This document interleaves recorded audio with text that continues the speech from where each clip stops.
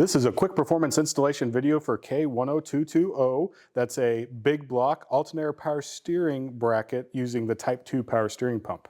All right, we're going to start off by doing a little bit of pre-assembly with our bracket here. We're going to take our 7/16 bolt and put it down here. These are Siamese holes, so if you have a tall deck or a short deck, we can accommodate either one of those.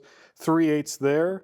We'll flip that over, and up top we'll get the 1-inch outside diameter tube, and the lower we'll get the 3/4 inch outside diameter tube. We're ready to bolt it to the block. We're going to start by installing it on the block here and the cylinder head here. We're just going to get these threaded in here, leave them finger tight so that we can build the rest of the bracket off of it. And then we'll go through a torque sequence in a later step. Now we're going to install the 3/8 bolts into the cylinder head here and here. We're going to get our 2-inch spacer, which is our shorter spacer, followed by our back plate, and then the longer spacer. Sorry for covering that up, boys. And we'll repeat the process up here. 2-inch spacer, followed by the longer spacer. We are going to snug these up just a little bit, but leave it finger tight so that this moves around. We're going to move on to the next step. Next, we're going to install the alternator. It's going to go right here. We've kept everything loose so that that will be easy to install. And then we take our 8mm bolt here and just tighten that up. And we have a washer and a 3/8 nut for the back end of this. And we'll go ahead and snug that up there. Now we're ready to go through a torque process. All right, we're ready to go through a torque process here. These are going to be torqued down to 25 foot-pounds. We'll just go around the horn here and get that.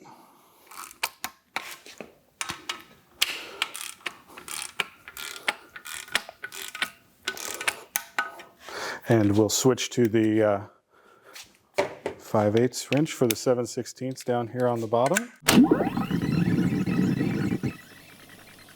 And we'll torque the alternator 25 foot-pounds here, and for the 8mm we'll do 15 foot-pounds. We're going to install the idler pulley here by taking our 12mm bolt and sliding it in from behind, and then loading up the idler mount, followed by the idler pulley and the flange nut. Now the flange nut gives a nice smooth mounting surface to the pulley bearing so that there's not going to be any damage. 12mm bolt, 50 foot-pounds of torque.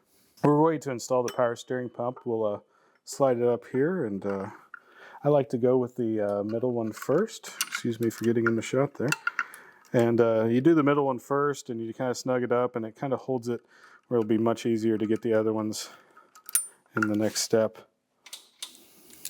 It's awful nice that the pulley here has windows in it, so you can actually install it with the pulley installed, unlike the P series, which you have to install the pulley after you're all done.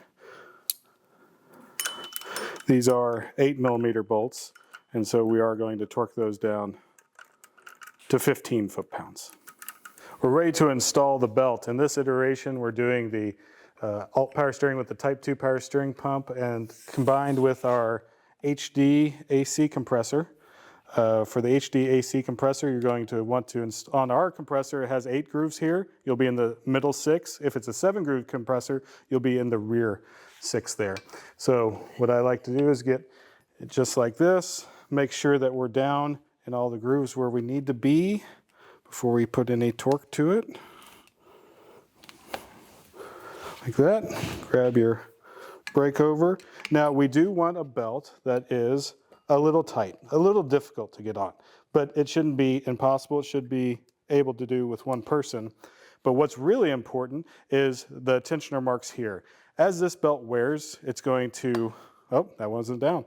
As this belt wears, it's going to stretch out a little bit. It's also going to set down in the grooves, effectively making it longer. So we want a belt that's a little bit tight, so as it does wear, it actually comes into its operating range. Let me show you the tensioner marks real quick.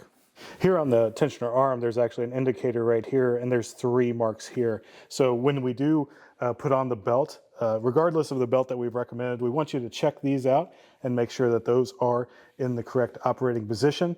That way you don't ruin a belt that you have to replace. Included in the kit is a tensioner shim. So what we want you to do is bolt the tensioner directly to the bracket and run the belt and just observe where it's running on the pulley. If it's running too far to the front, you can take the tensioner off, add this, and it should run in the center. That's what we want, is the belt running in the center of the pulley. Thank you for watching this quick performance installation video. If you have any questions, please give us a call or drop us an email. We want to help you. Also, if you have any photos that you'd like to share of your installation, we'd love to put that on our social media, or if it's good enough, even on our homepage. Thanks.